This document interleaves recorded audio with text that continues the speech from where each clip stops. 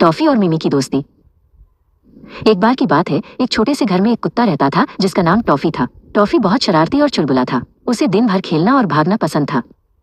उसी घर के बगल में एक बिल्ली रहती थी जिसका नाम मिमी था। मिमी बहुत शांत और प्यारी थी। उसे धूप में सोना और खिड़की पर बैठकर दुनिया देखना पसंद था। टॉफी और मिमी कभी दोस्त नहीं बन पाए। जब भी टॉफी मिमी के पास जाता, मिमी अपनी पूंछ हिलाकर उसे दूर रहने का इशारा करती।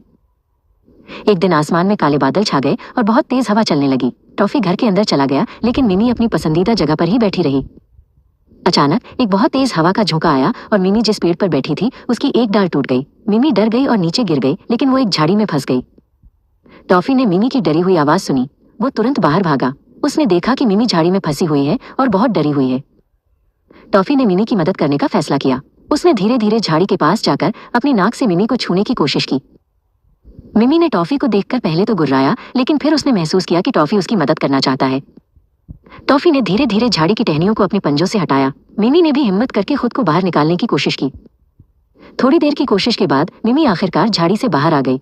वो बहुत खुश थी और उसने टॉफी को धन्यवाद देने के लिए उसकी नाक को चाटा। उस दिन के बाद से टॉफी और मिमी सबसे अच्छे दोस्त बन गए। टॉफी अब मिमी के साथ शांति से बैठता था और मिमी भी उसके साथ खेलती थी। उन्होंने सीख लिया कि दोस्ती के लिए एक जैसा होना जरूरी नहीं है। अलग अलग होकर भी हम एक दूसरे की मदद कर सकते हैं और एक दूसरे के साथ खुश रह सकते हैं।